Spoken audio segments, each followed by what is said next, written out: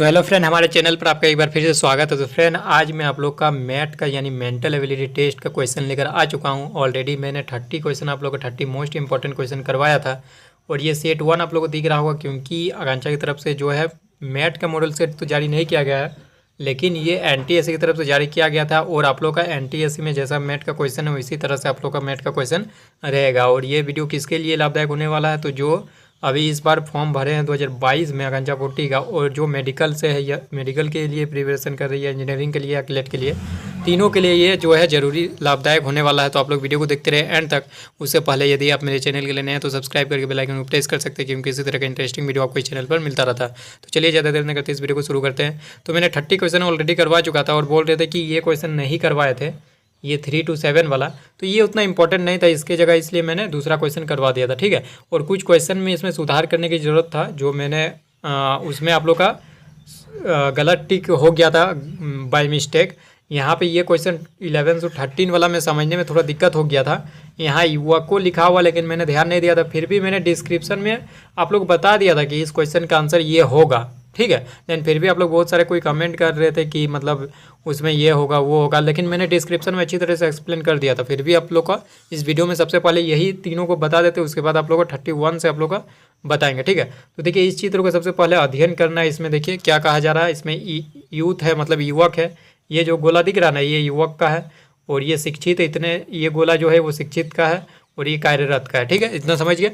अब 11 क्वेश्चन में कहा जा रहा है ना, उस क्षेत्र की पहचान के लिए जो दर्शाता है उन युवकों को जो कार्यरत है परंतु शिक्षित नहीं है। युवक होना चाहिए, देखिए यहाँ पर लिखा है उन युवकों को, मतलब कि युवक तो है, साथ ही साथ क्या है, जो कार्यरत है, जो युवक कार्यरत है मतलब कि वो कार्यरत भी है, युवक भी है, कार्यरत भी है, परंतु शिक्षित नहीं है। ये देखना है, युवक देखिए, युवक तो ये गोला में है और कार्यरत ये गोला में है। युवक भी होना चाहिए, शिक्षित भी होना चाहिए, परंतु ये युवक भी होना चाहिए, कार्यरत भी होना चाहिए, परंतु शिक्षित नहीं होना चाहिए। तो देखिए युवक भी है।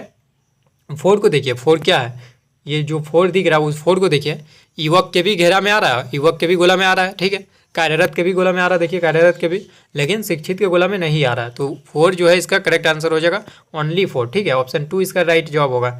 ठीक है, तो आई होप आप समझ गए होंगे। और 5 और 6 नहीं होगा, क्योंकि वो शिक्षित के गोला में भी आ रहा है। ठीक है, 5 जो है तीनों के गोला में आ रहा है, शिक्षित के भी, युवक के भी, कार्यरत के भी, लेकिन शिक्षित के गोला में नहीं आना चाहिए, सिर्फ युवक और कार्यरत के गोला में आना चाहिए, जो कि आप लोग का 4 सिर्फ दिख रहा होगा, यानी ऑप्शन 2 इसका करेक्ट आंसर होगा। ठीक है, चलिए नेक्स्ट क्वेश्चन की ओर चलते। क्वेश्चन नंबर 12, इसमें क्या कहा जा रहा था, उस क्षेत्र की पहचान करें जो दर्शाता है उन युवकों को जो शिक्षित है परंतु कार्यरत नहीं है। देखिए युवक होना चाहिए, शिक्षित होना चाहिए, परंतु कार्यरत नहीं होना चाहिए। तो देखिए इसमें युवक और शिक्षित होना चाहिए परंतु कार्यरत नहीं। 2 को देखिए, 2 है, युवक में भी आता है, शिक्षित में भी आता है, परंतु कार्यरत में नहीं आता। ठीक है, तो इसका आंसर जो है ओनली 2 हो जाएगा, ऑप्शन 4 इसका करेक्ट आंसर हो जाएगा 12 का। ठीक है, 13 की ओर ले चलते। 13 में देखिए, उस क्षेत्र की पहचान करें जो दर्शाता है उन युवकों जो शिक्षित तथा कार्यरत भी है। युवक भी है, शिक्षित भी है, कार्यरत भी, मतलब तीनों है। तो देखिए 5 को देखिए, 5 तीनों में आता है, युवक में भी, कार्यरत में भी एंड शिक्षित में भी। तो 5 इसका करेक्ट आंसर हो जाएगा, ओनली 5। ठीक है, और एक क्वेश्चन था जिसमें मैंने सही बताया था, लेकिन जब टिक लगा रहा था तब गलती से ऑप्शन 3 में लग गया था। ये वाला क्वेश्चन मैंने बताया था सही, एक्सप्लेन किया था सही, आप लोग देख सकते हो उसमें ये वाला आंसर होगा, लेकिन मैंने गलती से ये टिक लगा दिया था, क्योंकि 1 0 होना चाहिए लास्ट में, हम 0 1 वाला टिक लगा देते, बताए थे सही से, लेकिन गलत टिक लग गया था गलती से। ठीक है, तो वो गलती से हो गया था, गलती तो सभी से होता है यार, तो उसके लिए माफ़ करना। तो जैसे इस क्वेश्चन में देख सकते हैं, यदि आप लोग नहीं देखे होंगे तो बैट को किसी कोड भाषा में 283, कैट को 383 एंड आर को 81, तो बेटर को क्या लिखना है 801, तो बेटर को क्या लिखना था वो बताया जा रहा था। तो देखिए बी को क्या लिखे, देखिए यहाँ से बी यहाँ 2 है, तो बी को 2 हो गया, और ई कहाँ से मिलेगा, ई यहाँ से मिलेगा। देखिए थर्ड नंबर भी क्या 1 है, तो ई की जगह 1 हो जाएगा। टी कहाँ से मिलेगा, टी आप लोग का यहाँ से मिलेगा, बेट लास्ट में 3 है, तो ये 3 हो जाएगा, और डबल टी है इसलिए डबल 3 हो जाएगा। ई का अभी बताया कि 1 होगा, और आर कहाँ से लिखेंगे, यहाँ से आर लिख दीजिए, सेकंड नंबर पे 0 होगा। तो ये वाला आप लोग का आ रहा था, देखिए ऑप्शन 2 में ये दिख रहा होगा, यही मैंने बताया था, लेकिन ऑप्शन 3 गलती से टिक लगा गया था। ठीक है, चलिए अब 31 क्वेश्चन आप लोग करवाते हैं, जो कि, और इसका मैं लिंक आप लोग को डिस्क्रिप्शन में दे दूंगा। बहुत कोई बोल रहे थे कि मतलब वैसे भी मैंने टेलीग्राम चैनल पर अपलोड कर दिया है, बहुत कोई बोल रहे थे टेलीग्राम ग्रुप नहीं है, मतलब टेलीग्राम में यूज नहीं करता हूँ, तो आप इसका लिंक जो है डिस्क्रिप्शन में डाल दीजिए, तो डिस्क्रिप्शन में इसका लिंक मिल जाएगा, इस PDF का लिंक। ठीक है, तो आप लोग वहाँ से डाउनलोड कर सकते हैं। तो चलिए 31 से आप लोग को करवाते हैं, 30 तक तो करवा चुके थे। 31 में देखिए क्या कहा जा रहा है, नीचे कुछ ये 31 से 35 तक आप लोग का एक ही क्वेश्चन है, मतलब इसके द्वारा ही आप लोग को सॉल्व करना है, 31 से 35 तक। नीचे कुछ अक्षर दिए गए हैं, इसका अध्ययन कर निम्नलिखित प्रश्नों के उत्तर दें। ठीक है, तो देखिए पी के लिए 5 है, डी के लिए 2 है, एन के लिए 6 है, एल के लिए 3 है, जी के लिए, तो यहाँ पर आप लोग रीड कर सकते हैं। तो हम लोग को ये पहला क्वेश्चन 31 का देखना है, ये किसका मतलब रिलेट कर रहा है। ठीक है, तो देखिए 3 किसके लिए था, 3 एल के लिए था, तो एल से शुरू होने वाला क्या, देखिए एल से शुरू होने वाला सिर्फ ऑप्शन 1 ही है, तो ऑप्शन 1 ही डायरेक्ट टिक लगा सकते हैं, बाकी चेक करने की कोई ज़रूरत ही नहीं है, क्योंकि देखिए ए से शुरू है, पी से, ये डी से, तो डायरेक्ट ऑप्शन 1 लगा कर भी आप लोग आगे चल सकते हैं। लेकिन मैं इस पर एक्सप्लेन करूँगा क्यों ऑप्शन 1 ही होगा। 3 के लिए एल हो गया, देखिए यहाँ पर 3 के लिए एल है। ठीक है, उसके बाद 8 किसके लिए, देखिए 8 एच के लिए, तो यहाँ पर एच भी है। 4 किसके लिए, 4 आप लोग का 4 किसके लिए, देखिए बी के लिए, तो यहाँ पर बी आ गया। 0 किसके लिए, 0 जी के लिए, तो जी आ गया। 2 किसके लिए, 2 डी के लिए, डी आ गया। 9 किसके लिए, ए के लिए, तो यहाँ पर ए आ गया। इसलिए ऑप्शन 1 करेक्ट आंसर होगा। अदरवाइज आप लोग सिर्फ एक लेटर चेक करके भी ऑप्शन 1 लगा कर आगे बढ़ सकते थे। 3 किसके लिए है ना, एल के लिए, देखिए 3 एल के लिए ना, तो एल एक ही ऑप्शन में शुरू होने वाला है, एल से शुरू होने वाला है, एक ही पहला ऑप्शन में ही सिर्फ दिख रहा हो, तो पहला ऑप्शन इसका करेक्ट आंसर हो जाएगा। उसी प्रकार ऑप्शन ये 32 क्वेश्चन में देखिए 4 किसके लिए, 4 आप लोग को देखिए 4 बी के लिए, तो बी से शुरू होने वाला एक ही ऑप्शन दिख रहा है, यानी ऑप्शन 2 इसका करेक्ट आंसर हो जाएगा। ठीक है, आगे भी आप लोग चेक कर सकते हैं। अब देखिए 3 से शुरू होने वाला, 3 किसके लिए, 3 आप लोग का एल के लिए, तो एल किस में है, इसमें 2 ऑप्शन है, तो ये ऑप्शन तो होगा नहीं एल से, क्योंकि 3 एल के लिए है, तो 3 के लिए ये या फिर ये हो सकता है। अब 2 देखिए, 2 किसके लिए, 2 देखिए डी के लिए, तो डी किस में है, तो ऑप्शन 3 में, तो ऑप्शन 3 इसका करेक्ट आंसर हो जाएगा। इसमें सी है लेकिन इसमें डी है, तो डी वाला सही जवाब होगा ऑप्शन 3। अब देखिए नेक्स्ट क्वेश्चन, क्वेश्चन नंबर 34, इसमें देखिए 1 किसके लिए, 1 आप लोग के लिए, तो के किस में है, तो ये दोनों तो हो नहीं सकता क्योंकि इसमें के से शुरू होने वाला नहीं है। ऑप्शन 1 या ऑप्शन 4 हो सकता है। अब देखिए उसके बाद डबल जीरो है, तो जीरो किसके लिए, जी के लिए, मतलब ये हम लोग डबल जी देखने को मिलेगा, तो देखिए और इसमें भी डबल जी है, इसमें भी डबल जी है, और आगे बढ़ना होगा। 3 किसके लिए, 3 देखिए एल के लिए, तो यहाँ पर डी दे दिया है लेकिन यहाँ पर एल दिया हुआ है, यानी ऑप्शन 4 इसका करेक्ट आंसर हो जाएगा। चलिए नेक्स्ट क्वेश्चन 35 तुम्हें देखते हैं। 3 किसके लिए, 3 आप लोग एल के लिए, तो एल से शुरू होने वाला देखिए 2 ऑप्शन है, मतलब ये ऑप्शन और ये ऑप्शन तो नहीं हो सकता है, ये या फिर ये होगा। अब देखिए नेक्स्ट 2 है, 2 किसके लिए, आप लोग का डी के लिए, डी किस में है, इसमें है, और इसमें के है, तो ये तो नहीं हो सकता, मतलब कि इसका आंसर ऑप्शन 1 ही होगा। आई होप इस तरह क्वेश्चन आएगा तो आप लोग बना लीजिएगा। और मैं आप लोग बोल रहे थे कि मतलब डिटेल में और कीजिए, चैप्टर वाइज, जैसे जो इसका सिलेबस है मैथ का, उसका हर तरह का क्वेश्चन चैप्टर वाइज करवाए, तो उतना टाइम तो अब बचा नहीं कि आप लोग का उतना करवा सकूँ। आप लोग एनटीएससी का देखिए, ये जो क्वेश्चन आप लोग करवा रहा है ना, इससे लेवल काफ़ी कम ही रहने वाला गांजा 40 में। ठीक है, जो मैथ का क्वेश्चन है इससे लेवल कम रहेगा, इतना समझ सकते हैं। चलिए 36 क्वेश्चन में देखते हैं, जो संबंध व्हेल और स्तनपायी का है वही संबंध मगरमच्छ और निम्नलिखित में से किसका है। ठीक है, तो मगरमच्छ और निम्नलिखित में से किसका होना चाहिए, तो देखिए व्हेल क्या है, स्तनपायी है, स्तनपायी मतलब जानते ही होंगे आप लोग, और तो बोल रहा है उसी प्रकार मगरमच्छ और किसके बीच का संबंध व्हेल और स्तनपायी के जैसा ही है, तो इसका आंसर जो है 36 का आप लोग का ऑप्शन नंबर ए 1 हो जाएगा। ठीक है, यानी कि उभयचर, तो उभयचर इसका आंसर हो जाएगा। उभयचर मतलब भी आप लोग जानते होंगे, जो पानी में भी रहता है और आप लोग का ज़मीन में भी रहता है। क्वेश्चन है क्वेश्चन नंबर 37, इसमें देखिए क्या कहा जा रहा है, जो संबंध चीन और बीजिंग का वही संबंध जापान और निम्नलिखित में से किसका है। तो देखिए इस तरह का क्वेश्चन पूछा जा सकता है, लेकिन उतना भी पूछने का चांसेस नहीं है। ठीक है, इस तरह क्वेश्चन पूछा जाएगा लेकिन इसका कम चांसेस है पूछने का। लेकिन आप लोग बोल रहे थे कि जितना भी क्वेश्चन है एनटीएससी वाला जो मैथ में दिया वो सारा कुछ सॉल्व करवा दीजिए, सब बता दीजिए, इसलिए मैंने सारा क्वेश्चन ले चुका है। ठीक है, नहीं तो आप यदि देखेंगे जब मैंने पहला वीडियो बनाया था मैथ पर, तो उसमें जो इम्पोर्टेंट नहीं था वो सब क्वेश्चन लिया ही नहीं था, लेकिन इसमें सारा क्वेश्चन ले लिए। इस तरह क्वेश्चन पूछा जाएगा लेकिन उतना चांसेस नहीं है। तो यहाँ पूछा जाए जो संबंध चीन और बीजिंग का है, मतलब कि आप लोग समझ सकते हैं चीन का राजधानी क्या है, बीजिंग है, तो चीन और बीजिंग के बीच में क्या रिलेशन है कि चीन का राजधानी बीजिंग है, तो वही संबंध जापान और निम्नलिखित में से किसका है, तो जापान की राजधानी जो होगा वही संबंध होगा दोनों के बीच में। तो जापान की राजधानी क्या होगा, टोक्यो होगा, तो टोक्यो किस में, ऑप्शन नंबर 4 में, तो ऑप्शन नंबर 4 इसका करेक्ट आंसर हो जाएगा। 38 में चलिए, इसमें भी उससे ठीक उसी प्रकार क्वेश्चन दिया हुआ, जो संबंध पाश्चुरीकरण और लुई पाश्चर का। देखिए पाश्चुरीकरण आप लोग मतलब समझते होंगे, पाश्चुरीकरण मतलब क्या होता है, जब उसमें दूध को काफ़ी मतलब हाई टेम्परेचर पर गर्म किया जाता ताकि जो जीवाणु वगैरह है वो मर जाए, उनको मरने के लिए पाश्चुरीकरण, और जिसका खोज किसने किया था, लुई पाश्चर ने किया था। तो पाश्चुरीकरण का आविष्कारक कौन है, लुई पाश्चर है, इसलिए लुई पाश्चर का नाम दिया हुआ है। तो उसी प्रकार वायुयान और निम्नलिखित में से किसका क्या है, वायुयान और निम्नलिखित में से किसका संबंध है, उस तरह आप लोग को बताना होगा। ठीक है, तो वायुयान का खोज किसने किया था, वही होगा इसका राइट आंसर। तो वायुयान का आप लोग को खोज किया था राइट ब्रदर्स ने, तो इसका आंसर होगा ऑप्शन नंबर 3 राइट ब्रदर्स। तो 38 का ऑप्शन 3 करेक्ट आंसर होगा। ठीक है, चलिए 39 की ओर चलते। देखिए 39 में अच्छा क्वेश्चन है, ये सब क्वेश्चन पूछने के ज़्यादा चांसेस है। जैसे देखिए क्या लिखा है, जिस प्रकार डीएसओ संबंधित है जीवीआर से, ठीक उसी प्रकार एनडीवी का संबंध निम्नलिखित में से किसके साथ है। तो इसको करने के लिए सबसे पहले मैं आप लोग को एबीसीडी लिखकर दिखा देता हूँ ताकि आप लोग को समझने में ईजी हो। ठीक है, तो एबीसीडी जल्दी से लिख लेते हैं। तो फाइनली मैंने पॉज करके वीडियो को लिख दिया आपके लिए। अब देखिए यहाँ पर क्या पैटर्न आपको समझना है। जैसे यहाँ पर देखिए डीएसओ को लिखा है जीवीआर, मतलब डी के जगह क्या लिखा है, डी के जगह जी आ गया। ठीक है, तो जी कैसे आया वो आप लोग को ऑब्जर्व करना होगा। डी कहाँ पे, देखिए यहाँ पे डी है। ठीक है, डी यहाँ पे और जी यहाँ पे। ठीक है, तो मतलब कि तीसरा नंबर वाला को लिया, देखिए डी यहाँ पे, तो तीसरा वाला को पहला नंबर को छोड़ दिया, दूसरा नंबर को छोड़ दिया, ये तीसरा नंबर वाला को लिया, तो तीसरा नंबर में जी है इसलिए जी को ले लिया। उसी प्रकार देखिए एस कहाँ पे, एस देखिए यहाँ पर है, तो तीसरा नंबर वाला को फिर लेगा, इसको छोड़ दिया, इसको छोड़ दिया, तीसरा नंबर क्या है भी है, तो भी को लिया है। देखिए भी, जी के बाद भी लिख दिया, एस की जगह भी लिख दिया। उसके बाद ओ देखिए, ओ कहाँ पे, ओ यहाँ पे। अब तीसरा नंबर वाला को लीजिए, एक को छोड़िए, दो को छोड़िए, तीसरा नंबर में आर है इसलिए यहाँ पर आर लिख दिया। समझिए किस तरह से इसका पैटर्न है, उसी प्रकार से इसको भी आप लोग को लिखना होगा। एन डी भी है ना, तो सबसे पहले एन खोजिए, एन कहाँ पे, एन यहाँ पे है, तो तीसरा वाला को लीजिए, तीसरा वाला क्या होगा, ओ नहीं होगा, पी नहीं होगा, तीसरा वाला क्यू है, तो इसके लिए क्यू पहला हो जाएगा। ठीक है, क्यू फर्स्ट नंबर पे आ जाएगा, यहाँ पे क्यू लिख देते हैं, क्यू फर्स्ट नंबर पे आएगा। उसके बाद डी की जगह देखिए, डी तो यहाँ पे तीसरा नंबर को लीजिए, ई नहीं होगा, एफ नहीं होगा, जी होगा, तो क्यू के बाद जी होगा। उसके बाद क्या है आप लोग देखिए, उसके बाद आप लोग का भी है, तो भी कहाँ पे है, भी यहाँ पे है। ठीक है, तो भी के जगह आप लोग को क्या होगा, तीसरा नंबर वाला लीजिए, इसको छोड़िए, तीसरा नंबर वाई है, तो इसका मतलब वाई हो जाएगा। मतलब कि क्यू जी वाई जिसमें है वही इसका करेक्ट आंसर होगा। देखिए क्यू जी वाई ऑप्शन 4 में दिख रहा होगा, तो ऑप्शन 4 इसका जो है करेक्ट आंसर होगा, ऑप्शन 4 इसका करेक्ट आंसर। ठीक है, आई होप आप समझ गए होंगे। इस तरह क्वेश्चन पूछने का बहुत ज़्यादा चांसेस है।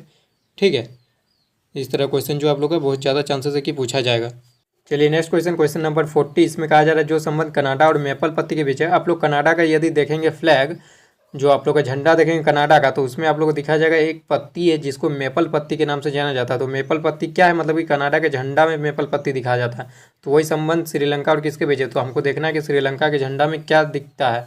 तो श्रीलंका के झंडा में आपको शेर और तलवार दिखता होगा, तो इसका आंसर जो है ऑप्शन 1 करेक्ट आंसर हो जाएगा। 41 से 43 तक आप लोग का इसके द्वारा आप लोग को बनेगा। ठीक है, ये क्वेश्चन पूछने में बहुत कम चांसेस है, ऐसा क्वेश्चन आने का चांसेस कम है, क्योंकि ये यदि इस तरह क्वेश्चन आएगा तो समझ सकते हैं टफेस्ट क्वेश्चन हो जाएगा, क्योंकि ये एनटीसी में आया हुआ क्वेश्चन है, इसलिए मैं करवा दे रहा हूँ। यदि आएगा तो भी आप लोग बना सकते हैं, इसलिए मैंने करवा दिया हूँ। तो देखिए क्या कहा जा रहा है, 41 से 43 तक बनेगा ये क्वेश्चन। ठीक है, इसमें क्या कहा जा रहा है, देखिए the meaning of P plus Q, मतलब कि पी प्लस क्यू का क्या अर्थ है, वो दिया हुआ पी भाई है क्यू का। पी भाई है क्यू का मतलब क्या, क्यू का जो भाई है वो पी है। ठीक है, और क्यू यहाँ पर कुछ भी हो सकती है, क्यू लड़की भी हो सकती है, लड़का भी हो सकता है। यहाँ पर तो स्पेसिफाई नहीं किया हुआ, आप लोग बताया नहीं किया क्यू क्या है। यहाँ पर दिया हुआ पी प्लस क्यू का मतलब पी भाई है क्यू का, मतलब क्यू का जो भाई है वो पी है, मतलब पी तो लड़का ही होगा तब ना भाई हुआ। पी माइनस क्यू का अर्थ है पी माँ है क्यू की, मतलब क्यू की जो माँ है वो पी होगी जब पी माइनस क्यू लिखा हुआ रहेगा। पी क्रॉस क्यू मतलब पी इंटू क्यू का अर्थ क्या है, पी बहन है क्यू की। ठीक है, तो इतना आप लोग समझ गए। अब क्वेश्चन की ओर चलते हैं, क्वेश्चन में क्या पूछा गया है। 41 में देखिए क्या कहा जा रहा है, निम्नांकित में से किसका अर्थ एम मामा है आर का। एम मामा है आर का मतलब क्या, जो आर का मामा होने वाला है, आर का मामा जो होगा वो कौन होगा, वो एम होगा। ये कौन सा ऑप्शन में सही होगा वो हम लोग को बताना है। एम आर का मामा एम होना चाहिए। तो देखिए ऑप्शन चेक कीजिए, ऑप्शन 1 चेक कीजिए। सबसे पहले ऑप्शन 1 में है एम प्लस के, तो एम प्लस के माइनस आर, तो सबसे पहले एम प्लस के, एम प्लस के का अर्थ क्या होगा, देखिए पी प्लस क्यू का अर्थ क्या है, पी भाई है क्यू का, मतलब क्यू का जो भाई है वो पी है। तो एम प्लस के मतलब सेकेंड वाला, देखिए क्यू का भाई है पी, मतलब सेकेंड वाला का जो भाई होगा वो फर्स्ट वाला होगा। ठीक है ना, क्यू का भाई पी, सेकेंड वाला का भाई फर्स्ट वाला जब प्लस में रहेगा। तो यहाँ पर देखिए एम प्लस के ना, तो सेकेंड वाला का भाई फर्स्ट वाला, के का भाई है, इसका मतलब क्या, के का भाई मतलब कि हम ब्रो लिख देते हैं, के का जो भाई है वो एम होने वाला है। ठीक है, के का भाई एम होने वाला है। अब के माइनस आर, के और आर के बीच में क्या होगा रिलेशन, पी माइनस क्यू का अर्थ क्या, पी माँ है क्यू की। ठीक है, तो मतलब कि क्यू की माँ जो है वो पी है, मतलब कि सेकेंड वाले का जो माँ होगी वो फर्स्ट वाला होगा। ठीक है, तो सेकेंड वाला का माँ जब माइनस में रहेगा तो सेकेंड वाला है, देखिए के माइनस आर है, तो आर की जो माँ है वो, आर की जो माँ है यहाँ पर क्या था, एम था, आर की जो माँ है वो के होने वाला है, तो आर की माँ के होने वाला है, तो यहाँ पे आर को डिनोट कर देता है। आर के जो मदर है, यहाँ पर मदर लिख देता है। आर के जो मदर है, आर की जो मदर है, ठीक है, आर की जो मदर है वो क्या है, आर की जो मदर है वो के है। तो हम लोग को अब देखिए आर और एम के बीच में क्या रिलेशन हुआ, देखिए आर की मदर है के और के की भाई है एम, तो बताइए मदर का भाई क्या हो जाएगा, मामा ही तो होगा। मतलब कि इसका मतलब क्या निकला, क्या निकला, आर के जो एम क्या है, वो आर का मामा है, आर का मामा है, यही तो पूछा गया। तो ऑप्शन 1 ही इसका मतलब सही जवाब हो जाएगा। यहाँ पूछा गया था निम्नांकित में से किसका अर्थ एम मामा है आर का, मतलब आर का कौन मामा होगा, कौन सा ऑप्शन, तो ऑप्शन नंबर 1 इसका करेक्ट आंसर हो जाएगा। आई होप आप समझ गए होंगे। नहीं समझे तो एक बार फिर से देखिए मैंने किस तरह से समझाया। पहले एम प्लस के का अर्थ लिख दिया कि एम प्लस के में क्या होगा, जैसे पी प्लस क्यू का अर्थ यहाँ से देखिए पी भाई है क्यू का, मतलब सेकेंड वाला का भाई फर्स्ट वाला, मतलब कि हम लोग क्या सेकेंड के है, तो के का जो ब्रदर होगा वो कौन होगा, ब्रदर कौन होगा, वो आप लोग का एम होगा।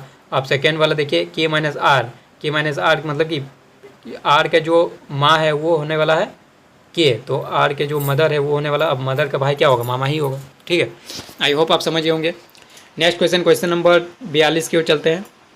देखिए इसमें क्या कहा जा रहा है 42 में, M plus N minus Q plus Q into R से आप क्या निष्कर्ष निकाल सकते हो। देखिए ये थोड़ा लंबा होगा, सबसे पहले इसको बना लेते हैं। ठीक है, तो एम प्लस एन, देखिए एम प्लस एन मतलब क्या, एन का भाई एम, वही निकालेंगे ना। मतलब देखिए पी प्लस क्यू का मतलब क्या है, पी भाई है क्यू का, मतलब क्यू का भाई पी, क्यू का भाई पी, सेकेंड वाला का भाई फर्स्ट वाला। ठीक है, तो एम प्लस एन क्या, एन का भाई एम, तो एन का ब्रदर लिख देते हैं, ब्रदर लिख देते हैं कौन, एन का ब्रदर है एम।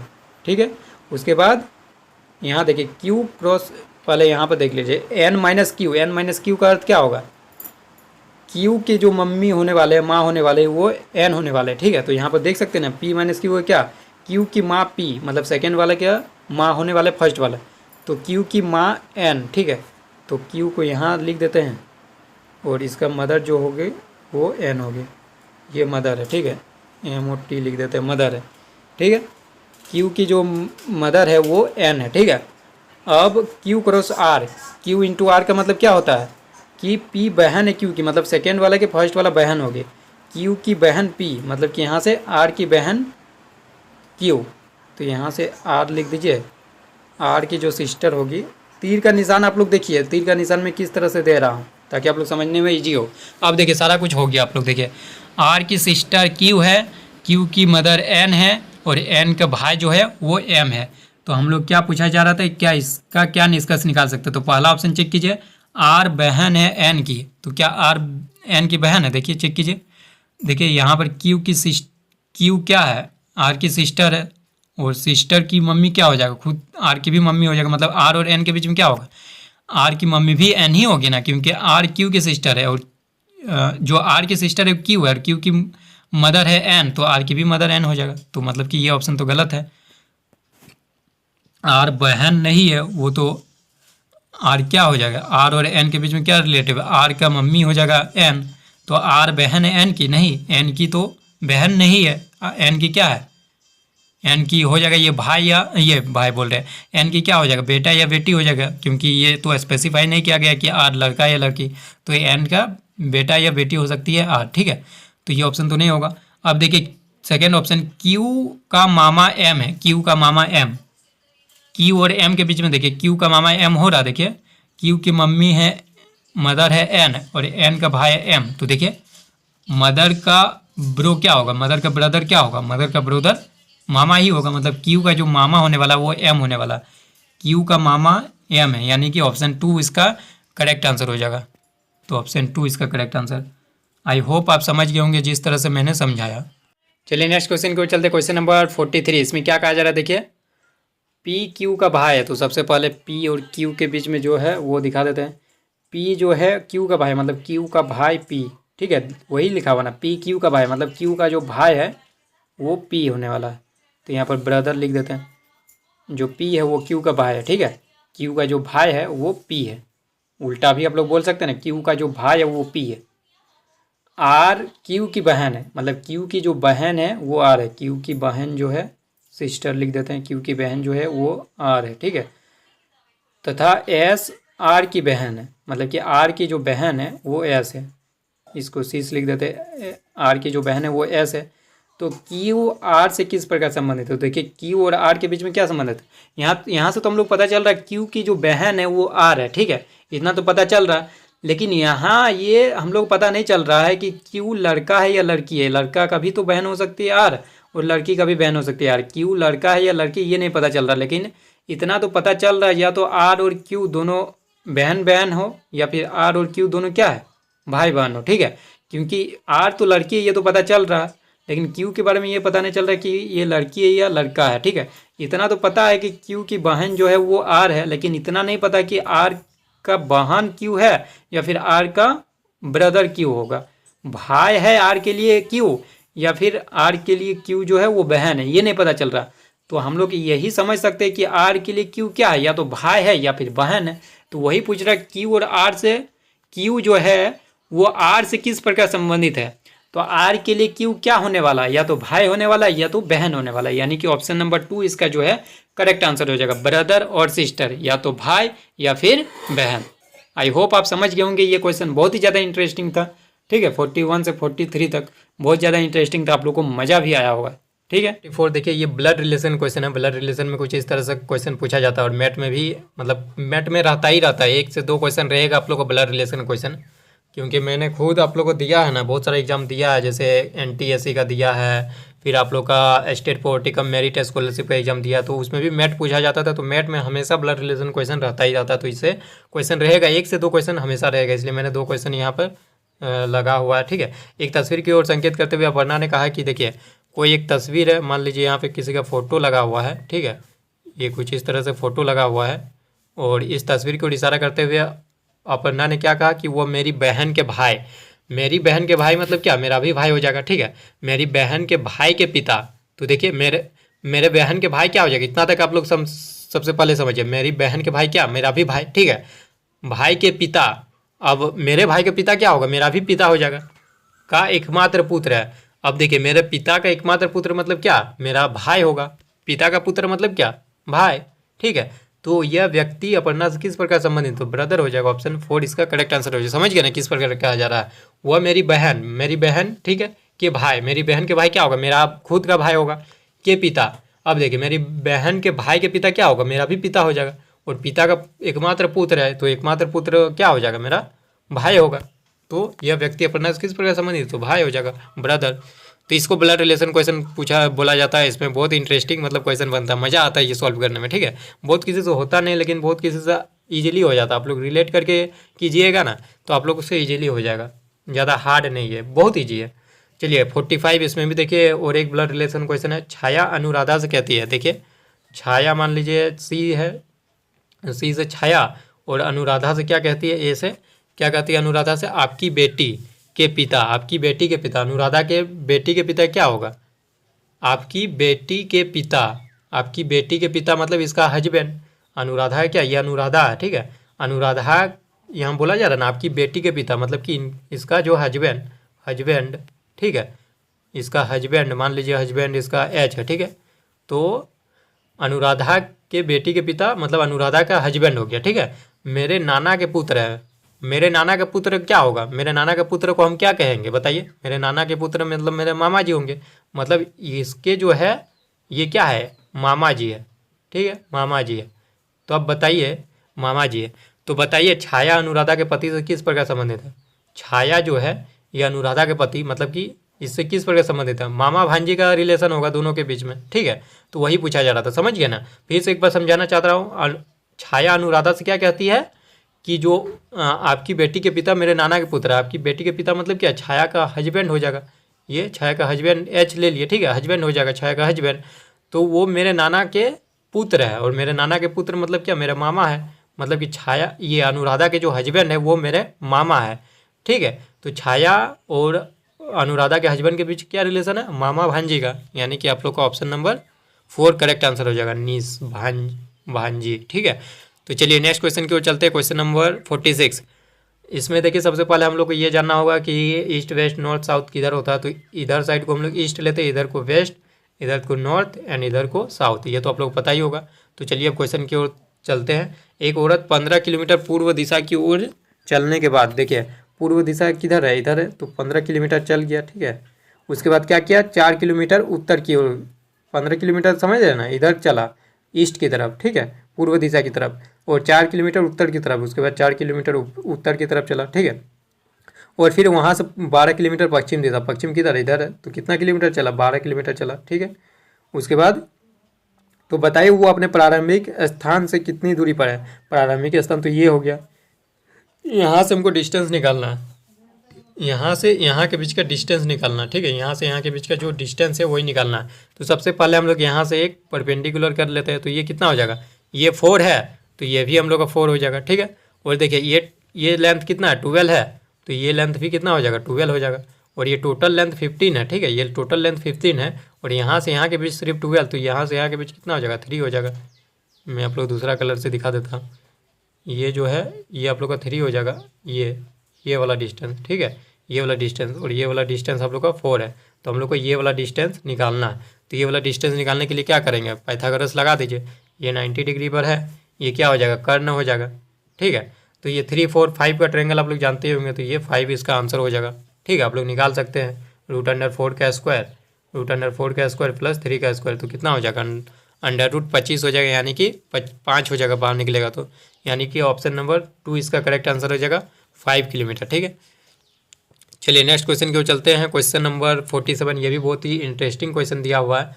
देखिए यदि किसी घड़ी को इस प्रकार रखा जाए कि 12 का अंक पूर्व दिशा में हो, तो बताइए कि 9 का अंक किस दिशा में हो। तो ये तो आप लोग बताए अभी कि पूर्व मतलब ईस्ट वेस्ट नॉर्थ साउथ किधर है। तो देखिए घड़ी को कुछ इस तरह से रखा गया है, मैं आप लोग को दिखा देता हूँ। घड़ी को कुछ इस तरह से रखा गया है, इस तरह से रखा गया है, जिसमें कहा गया है कि जो 12 है वो इधर है, ठीक है, इधर 12 है, तब ना वो किधर की साइड में है, ईस्ट की साइड में, देखिए पूर्व दिशा की ओर। तो 12 का ठीक उल्टा में क्या होता है, 6 होता है, तो यहाँ पे 6 हो जाएगा, और यहाँ पे क्या हो जाएगा बताइए, यहाँ पे 9 हो जाएगा, और यहाँ पे 3 हो जाएगा। तो पूछा जा रहा है कि आप लोग का जो 9 है वो अंक किस दिशा की ओर है। तो देखिए ये किस दिशा की ओर है, ये किस दिशा की ओर है 9, तो ये तो आप लोग का नॉर्थ की तरफ है। नॉर्थ मतलब क्या, उत्तर की तरफ, तो उत्तर इसका करेक्ट आंसर होगा। उत्तर किस में, ऑप्शन 3 में, तो ऑप्शन 3 इसका जो है करेक्ट आंसर हो जाएगा। चलिए नेक्स्ट क्वेश्चन, क्वेश्चन नंबर 48, ये भी बहुत ही ज़्यादा इंटरेस्टिंग क्वेश्चन है, इस तरह क्वेश्चन पूछने के चांसेस है। देखिए 48 में क्या कहा जा रहा है, सुबह के समय में बाग में टहलने गया, ठीक है, एक गार्डन में टहलने के लिए गया हुआ था, मॉर्निंग वॉक करने के लिए। मैं एक जगह खड़ा था और सूर्य को देखना चाहता था, ठीक है। तो इसके लिए मैं पहले घड़ी के सुई के विपरीत दिशा, घड़ी के सुई के विपरीत दिशा मतलब क्या है, anti clockwise. Clockwise anti clockwise जानते हैं ना, जैसे घड़ी है तो घड़ी किधर चलता है, इधर से चलता है, ठीक है, तो ये होता है क्लॉकवाइज। और इसके जस्ट ऑपोजिट क्या हो जाएगा, ये हो गया एंटी क्लॉकवाइज। इधर चलेंगे तो एंटी क्लॉकवाइज, एंड इधर चलेंगे तो क्लॉकवाइज, ठीक है। तो घड़ी के सुई के विपरीत दिशा में 90 डिग्री मुड़ा, मतलब कि 90 डिग्री मुड़ गया घड़ी के विपरीत दिशा, मतलब कि एंटी क्लॉकवाइज में। सूर्य दिखाई ना देने के कारण, मतलब कि जब वो मुड़ गया तो सूर्य उसको नहीं दिखाई देने लगा, कारण में फिर घड़ी के सुई के दिशा में, मतलब कि क्लॉकवाइज घुमा कितना, 270 डिग्री। अब मैं सूर्य को देख सकता था, अब मतलब कि सूर्य को देख सकते थे, मतलब क्या, अब वो जैसे सूर्य किधर से उगता है, सुबह का टाइम है, सूर्य किधर रहेगा, ईस्ट की तरफ रहेगा, मतलब 270 डिग्री मुड़ने पर वो किधर, ईस्ट में आ गया होगा, है ना, ईस्ट में आ गया, इसलिए अब वो सूर्य को देख सकता था। अब सूर्य दिखाई देने लगा, ठीक है, तो अब मैं सूर्य को देख सकता था। यहाँ पे लिखा हुआ, बताए मैं पहले किस दिशा की ओर मुँह करके खड़ा था। तो पहले उसका क्या दिशा था वो आप लोग को पता करना होगा, ठीक है। तो इसको देखिए, इसका आंसर जो ऑप्शन नंबर 4 हो जाएगा, वेस्ट, ठीक है, यानी पश्चिम। ये क्यों होगा वो मैं अभी बताता हूँ। देखिए इधर क्या है, ईस्ट है, इधर क्या है, वेस्ट है, इधर नॉर्थ एंड इधर साउथ। मैं खड़ा था यहाँ पे, ठीक है, मैं यहाँ पे खड़ा था, मान लीजिए वेस्ट की तरफ, तो वेस्ट की तरफ था तो हमको नहीं दिखाई दे रहा था, क्या नहीं दिखाई दे रहा था, सूर्य, सूर्य यहाँ है तो हमको नहीं दिखाई दे रहा था सूर्य, ठीक है। तो यहाँ पे पहले क्या बोला, इसके लिए मैं पहले घड़ी की सुई की विपरीत दिशा में 90 डिग्री मुड़ा, ठीक है। तो घड़ी किधर चलता है, इधर चलता है, तो हमको इधर नहीं घूमना, हमको किधर घूमना है, इधर घूमना। कितना डिग्री, 90 डिग्री, ये 90 डिग्री का ही एंगल बनता है, जानते हैं ना। तो मैं किधर आ गया, साउथ में आ गया, ठीक है, साउथ में आ गया, 90 डिग्री घूमे सूर्य के, ये घड़ी के विपरीत दिशा में, घड़ी के सूर्य के विपरीत दिशा में, मतलब एंटी क्लॉकवाइज 90 डिग्री घूमे, तो मैं साउथ में आ गया।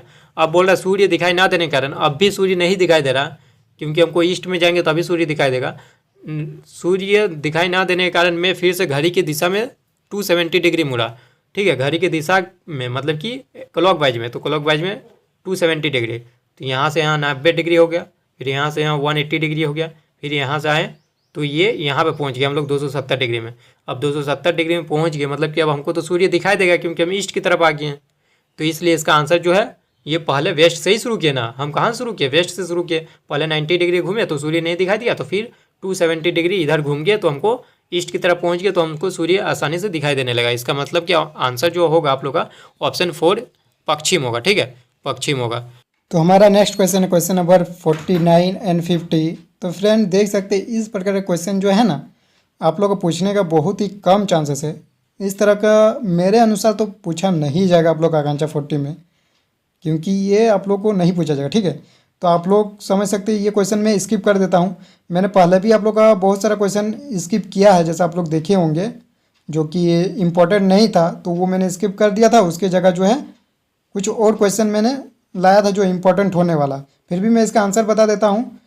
49 का साउथ होगा, 50 का भी जो आपका आंसर होगा वो साउथ होगा। तो 49 का 4 ऑप्शन सही हो जाएगा, 50 का 3 आंसर करेक्ट होगा, ठीक है। तो जो इम्पोर्टेंट नहीं है मैं उसको स्किप कर देता हूँ, ये सब इम्पोर्टेंट नहीं है दोनों क्वेश्चन, ठीक है। जो इम्पोर्टेंट है वही करवाऊँगा, तो आगे आने वाला क्वेश्चन जो इम्पोर्टेंट है वो सब कुछ करवा देता हूँ। 51 ये क्वेश्चन भी बहुत ज़्यादा इंपॉर्टेंट है, आप लोग का इस तरह क्वेश्चन पूछने के बहुत ज़्यादा चांसेस है। इसमें कहा जा रहा है किरण, सुमन, विद्या, नैना तथा कमला 5 सहेलियाँ, ठीक है।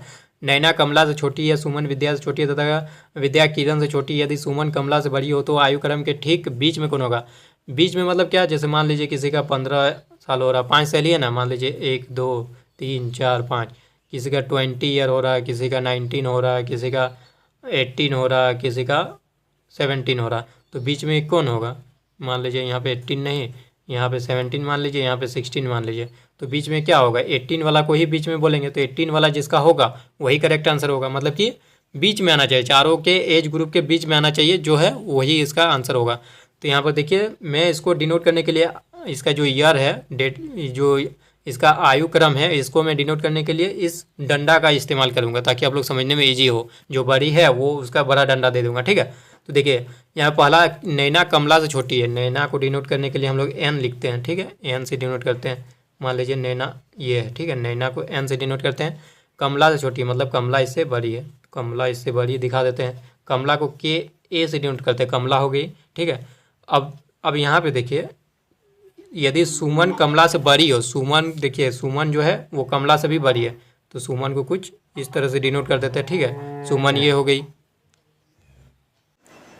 ठीक है। तो इतना दिखा दिए, सुमन जो है वो कमला से बड़ी है, यहाँ पर देख सकते हैं, यहाँ पर लिखा हो ना, यदि सुमन कमला से बड़ी हो, ठीक है। अब देखिए इस लाइन को पढ़ते हैं, सुमन जो है विद्या से छोटी है, सुमन जो है विद्या से छोटी, मतलब कि यहाँ पे थोड़ा सा करेक्शन करते हैं, कमला से बड़ी है सुमन, ठीक है। मान लीजिए इतना बड़ा इसको ले लिए सुमन को।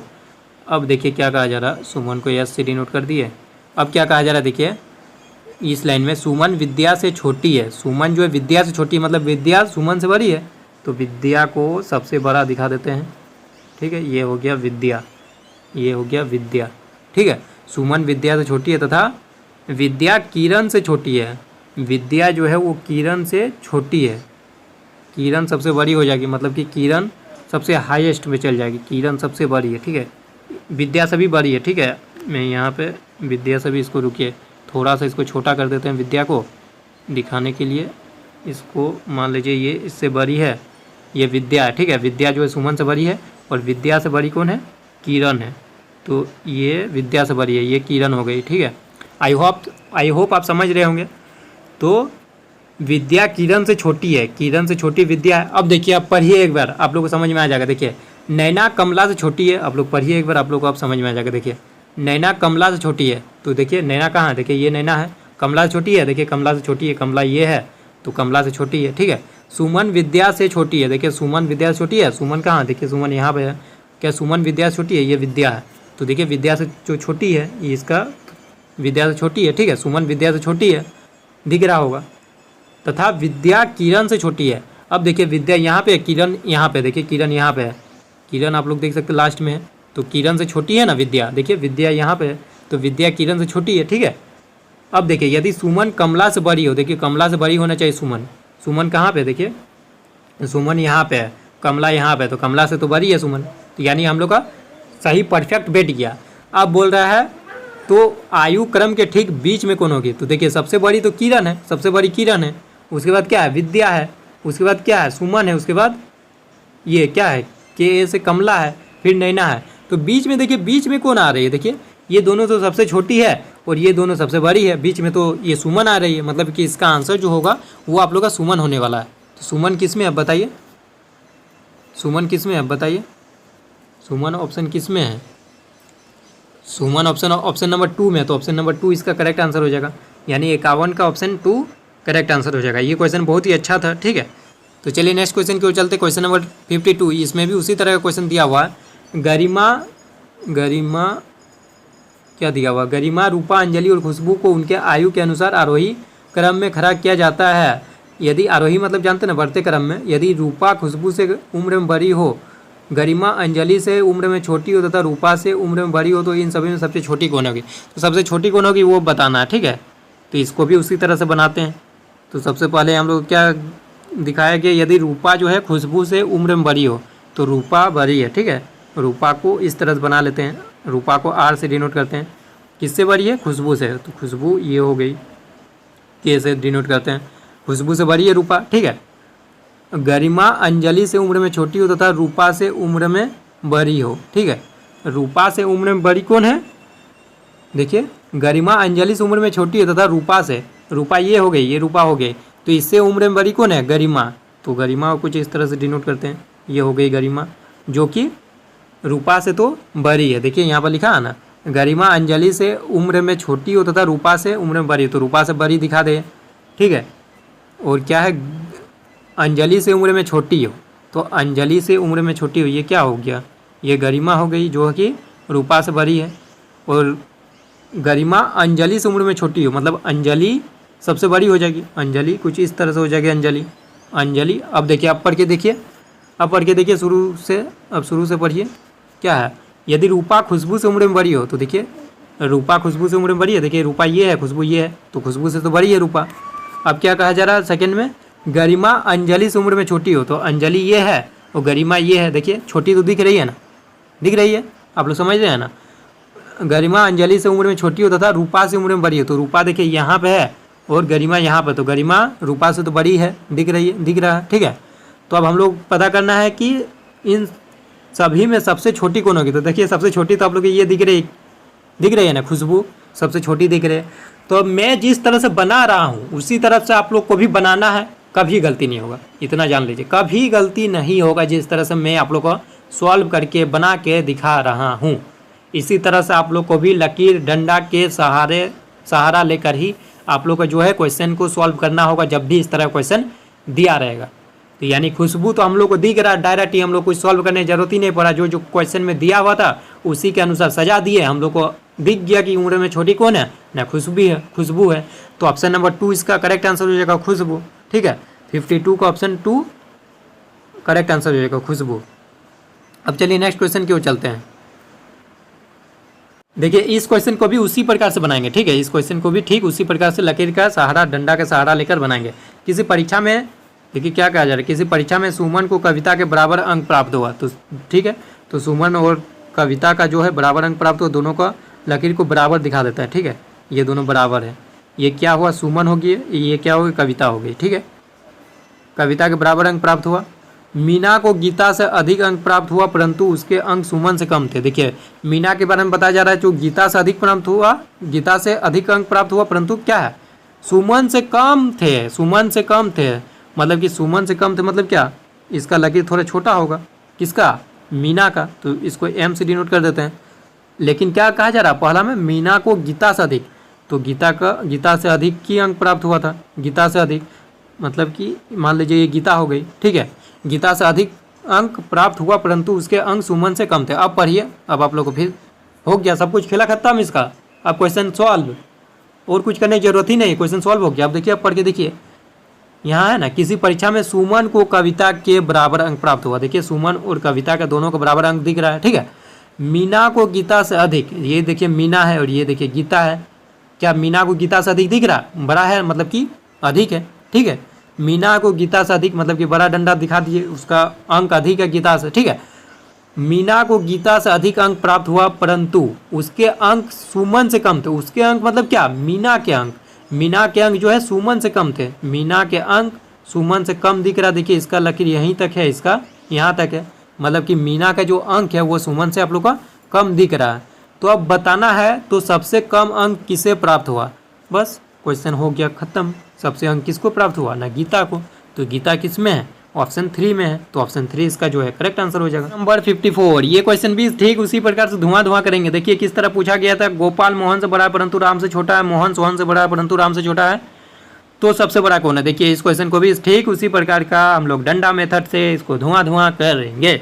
तो पहला में दिख रहा है गोपाल जो है मोहन से बड़ा है, गोपाल को मान लीजिए ये गोपाल रहा, ये हो गया गोपाल, मोहन से बड़ा है मतलब कि ये रहा मोहन, ठीक है। मोहन गोपाल से छोटा हो जाएगा, गोपाल मोहन से बड़ा है दिखा दिए, परंतु राम से छोटा है। राम से छोटा कौन है, गोपाल, गोपाल मोहन से बड़ा है परंतु राम से छोटा है, मतलब गोपाल से बड़ा हो जाएगा राम, ये हो गया राम हम लोग का, जो कि गोपाल से बड़ा है। अब देखिए मोहन सोहन से बड़ा है, मोहन जो है सोहन से बड़ा है, तो सोहन मान लीजिए ये। अब देखिए अब पढ़िए शुरू से, फिर आप लोग को समझ में आ जाएगा। धुआं हो गया खत्म, क्वेश्चन इतना ही तक था। आप लोग ये डायग्राम कर लिए, तैयार कर लिए, तो आप लोग क्वेश्चन धुआं हो गया। अब पढ़ के दिखाता हूँ। गोपाल मोहन से बड़ा है, क्या दिख रहा है, गोपाल मोहन से बड़ा है, दिख रहा है। देखिए मोहन इतना, गोपाल इतना बड़ा है, तो जो गोपाल है वो मोहन से बड़ा है परंतु राम से छोटा है। राम से तो छोटा ही दिख रहा है, देखिए गोपाल छोटा दिख रहा है ना, राम से दिख रहा है। मोहन सोहन से बड़ा, देखिए मोहन सोहन से बड़ा दिख रहा है, देखिए सोहन इतना है और मोहन देखिए इससे बड़ा है, तो मतलब कि मोहन सोहन से बड़ा दिख रहा है, परंतु राम से छोटा है। राम से छोटा कौन है, मोहन, तो राम से छोटा तो दिख ही रहा, ठीक है। मतलब कि हम लोग को तैयार हो गया। तो सबसे बड़ा कौन है, देखिए सबसे बड़ा हम लोग का राम है, राम सबसे बड़ा है, ये तो आप लोग देख ही सकते हैं। ये डायग्राम समझ गए ना, तो आप लोग जितने भी क्वेश्चन इस तरह से पूछा जाएगा सब कुछ बना लेंगे, और इस तरह क्वेश्चन आएगा, जरूर आएगा। मैथ में इस तरह क्वेश्चन पूछा ही जाता है। तो राम सबसे बड़ा है, तो ऑप्शन नंबर 3 इसका करेक्ट आंसर हो जाएगा, ऑप्शन 3 करेक्ट आंसर हो जाएगा।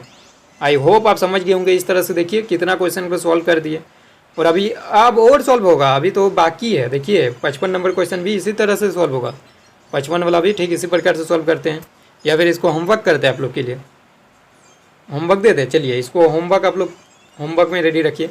इसको 55 को आप लोग को कमेंट में बताना, किस तरह कमेंट में बताना। आप लोग पहले लिखिएगा HW, उसके बाद लिखिएगा 55, उसके बाद लिखिएगा 55 का आंसर जो है आप लोग जो भी आया है ABC जो भी आया वो दीजिए।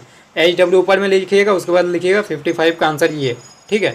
A आया, B आया, C आया, D आया, क्या आया आप लोग को वो बताना है। 56 इसमें देखिए 56 to 60 तक, 56 से 60 तक एक ही क्वेश्चन आप लोग का इसी से बनाएगा। देखिए यहाँ पर क्या कहा जाए, 6 व्यक्ति ABCDE और F एक वृत्त में केंद्र की ओर मुँह करके बैठे हैं। A B एवं C के बीच में है, किंतु E एवं C F के आमने सामने नहीं बैठा है। D E के बाएं दूसरा है, मतलब कि D जो है वो E के बाएं नंबर पर है, और बाएं है लेकिन दूसरे नंबर पर है। तो देखिए इसको सबसे पहले डायग्राम हम लोग बनाते हैं, डायग्राम किस तरह से बनेगा। तो मैंने फाइनली ये डायग्राम आप लोग के लिए बना चुका हूँ, आप लोग देख सकते हैं। कुछ इस तरह से आप लोग को बोला जा रहा था। देखिए यहाँ पर 6 व्यक्ति है ABCDEF, और सबका मुंह किधर है, केंद्र की तरफ है, वृत्त के केंद्र की तरफ, इधर मुंह करके बैठा हुआ, ठीक है, ताकि आप लोग को बायां दायां लेने में किसी प्रकार कोई प्रॉब्लम ना हो, ठीक है। सबका मुंह जो है वो केंद्र की तरफ है, और मैंने आप लोग को फिर से पढ़ के दिखा देता हूँ ताकि आप लोग को समझ में आ जाए। A B एवं C के बीच में, जो A है वो देखिए B एवं C के बीच में स्थित है, B यहाँ है, C यहाँ, तो दोनों के बीच में बैठा हुआ है A, ठीक है। और क्या कहा जा रहा है सेकंड लाइन में, किंतु E एवं C F के आमने सामने नहीं बैठा है। F यहाँ पे है, E और C यहाँ पे, तो आमने सामने तो नहीं बैठा है, ठीक है। यहाँ पे देखिए एक कन्फ्यूजन वाला सेंटेंस यहाँ पे लिखा हुआ है। यहाँ पे देखिए इंग्लिश में कुछ और लिखा, but E and C are face to F, और यहाँ पे लिखा हिंदी में, किंतु E एवं C F के आमने सामने नहीं बैठा। यहाँ नॉट का यूज कहीं पे नहीं हुआ, लेकिन यहाँ बोल रहा आमने सामने नहीं बैठा, लेकिन वहाँ बोल रहा बैठा हुआ है। But E and C are face to F, और यहाँ पर लिखा हुआ किंतु E एवं C F के आमने सामने नहीं बैठा। तो मैं इस कन्फ्यूजन को दूर करने के लिए मैंने लास्ट लाइन को पढ़ा। लास्ट लाइन को जैसे ही पढ़ा मेरा कन्फ्यूजन दूर हो गया, और मैंने इस तरह का डायग्राम बना दिया, ठीक है। D is second in the left of E, मतलब कि जो D है वो E के सेकंड नंबर पर है। देखिए लेफ्ट घूमना है, लेफ्ट क्या हो जाएगा इसके लिए, E के लिए लेफ्ट क्या होगा, इधर होगा, और जो है D जो है वो सेकंड नंबर पे है, यानी कि ये आपको यहीं पे होना पड़ेगा, ठीक है। आमने सामने का मेरा मतलब समझ रहे हैं, आमने सामने का शायद बोला जा रहा होगा, हिंदी वाला सही लिखा, मेरा मेरा अनुसार हिंदी वाला सही लिखा कि आमने सामने नहीं बेटा, आमने सामने मतलब इसका आमने सामने कौन हो जाएगा, ऐप के आमने सामने ए हो जाएगा, ठीक है, बी हो जाएगा, इस तरह हो जाएगा आमने सामने, ठीक है। तो कुछ इसी तरह से डायग्राम बनेगा, इसी डायग्राम पर आधारित आप लोग क्वेश्चन दिया हुआ है। अब देखिए ए के दाएं दूसरा व्यक्ति कौन है, ए के दायां, देखिए ए के लिए दायां किधर हो जाएगा, इधर हो जाएगा दायां, तो दायां जाना है, दूसरा नंबर पे देखना है, दूसरे नंबर पे कौन है, डी है, तो इसका आंसर डी हो जाएगा। डी किस में, ऑप्शन नंबर 1 में, तो ऑप्शन नंबर 1 इसका करेक्ट आंसर हो जाएगा। डायग्राम आप लोग समझ गए ना किस तरह से मैंने बनाया, आप लोग देख सकते हैं, समझ सकते हैं, आप लोग क्वेश्चन पढ़ के भी समझ सकते हैं किस तरह डायग्राम बना हुआ है, और आप लोग को भी पता चले कि ये जो डायग्राम बना है वो एकदम सही बना हुआ है। अब देखिए 57 में डी के तत्काल बाएँ कौन बेटा है, देखिए डी यहाँ पर है, इसके लिए बायां दायां क्या होगा वो आप लोग समझ लेंगे, इसका मुंह इधर है, ठीक है ना, तो उधर आप लोग बैठ के समझ सकते हैं कि मेरे इधर बैठ के देखिए कि किधर आपको बायां होगा किधर दायां होगा, तो इसके लिए बायां इधर होगा, ठीक है, डी के लिए जो है बायां इधर होगा और दायां क्या होगा, ऐप की तरफ होगा। तो हम लोग को तत्काल बायां मतलब कि जस्ट बायां मतलब देखना है, इसके जस्ट बगल में कौन है, बायां तरफ, तो वही देखना है, डी के तत्काल बाएं कौन बैठा है, तो इसका आंसर बी होगा। बी किस में, ऑप्शन 1 में, तो ऑप्शन 1 इसका करेक्ट आंसर हो जाएगा। 57 का भी ऑप्शन 1 होगा।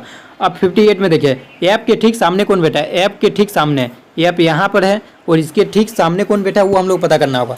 सामने मैंने बताया ना, सामने मतलब क्या, फेस टू फेस मतलब ही होता है। जैसे डी के सामने कौन है, ई है, क्योंकि सब तो इस तरह मुंह करके बैठा है, ये भी इस तरह मुंह करके बैठा है, इसके सामने कौन है, ई होगा, ये डी होगा। सी के सामने कौन होगा, डी के जो सामने होगा वो तो एफ बैठा, ये डी बैठा हुआ ना, और डी के सामने क्या होगा, सी बैठा है। उसी प्रकार ई के सामने कौन बैठा है, ई के सामने आप लोग का बी बैठा हुआ है, ठीक है। तो उसी तरह ये देखिए हिंदी वाला अब हमको समझ में आया कि अब सही दिया हुआ, क्यों, देखिए ऐप जो ऐप है वो ई एंड सी के आमने सामने नहीं बैठा, देखिए ऐप के सामने तो क्या है, ए है, ई और सी थोड़ी ना है, बगल में है, लेकिन आमने सामने तो नहीं। आमने सामने मतलब समझ रहे ना, 180 डिग्री पर, देखिए यहाँ से यहाँ 180 डिग्री मतलब इसके सामने सी के सामने डी है, ई के सामने बी है, ऐप के सामने ए है, समझ रहे ना, इस तरह से, इसलिए डायग्राम सही बनाया गया, आप लोग आप समझ गए होंगे। तो हम लोग क्वेश्चन क्या बोला जा रहा है, ऐप के ठीक सामने कौन बैठा है, ऐप के ठीक सामने कौन है, ए है, तो इसका आंसर जो है ए हो जाएगा, ऑप्शन 3 इसका करेक्ट आंसर होगा। चलिए नेक्स्ट क्वेश्चन, ई के ठीक सामने कौन बैठा है। अब ई के सामने देखिए, ई के सामने कौन है, बी है, तो बी इसका करेक्ट आंसर हो जाएगा। बी किसमें, ऑप्शन नंबर 3, तो ऑप्शन नंबर 3 इसका करेक्ट आंसर होगा। अब देखिए ये क्वेश्चन नंबर देखिए 60 में, जो कि लास्ट क्वेश्चन है, क्योंकि इसमें 60 तक ही करवाएंगे, नेक्स्ट पार्ट में आप लोग पूरा क्वेश्चन करवा देंगे 100 तक। लगभग मैथ का आप लोग 200 क्वेश्चन करवा देंगे, 2000 नहीं 200 क्वेश्चन आप लोग का मैथ में करवा दूंगा। तो इससे आप लोग का बहुत सारा कॉन्सेप्ट क्लियर हो जाएगा, इससे रिलेटेड ही क्वेश्चन आप लोग पूछा जाएगा, ठीक है। इससे बाहर क्वेश्चन पूछने के चांसेस नहीं है, यही सेम क्वेश्चन नहीं आएगा, ये मैं मानता हूँ, यही सेम क्वेश्चन भले ही ना आए, लेकिन इस तरह क्वेश्चन ही आएगा। 200 क्वेश्चन सॉल्व कर लीजिए, इससे बाहर आने के चांसेस नहीं है। जैसे ब्लड रिलेशन का बताया, ब्लड रिलेशन सही आएगा, इस तरह क्वेश्चन बता रहे, इस तरह क्वेश्चन आप लोग पता रहेगा, तो आप लोग बना लीजिएगा जल्दी, इस तरह क्वेश्चन क्योंकि आएगा। डी के ठीक सामने कौन बैठा है, डी के सामने देखिए, डी के सामने कौन है, सी है, तो इसका आंसर ऑप्शन ए हो जाएगा, 1 हो जाएगा, तो ऑप्शन 1 इसका करेक्ट आंसर हो जाएगा, सी, ठीक है। तो उम्मीद करता हूँ वीडियो पसंद आया होगा, बहुत ही ज़्यादा मेहनत लगा यार, क्योंकि मेरा भी एग्जाम अब चल रहा है, फिर भी मैं आप लोग के लिए टाइम निकाल के बना रहा हूँ, क्योंकि आप लोग बहुत सारा कमेंट कर रहे थे, इसलिए मैंने फाइनली बना दिया।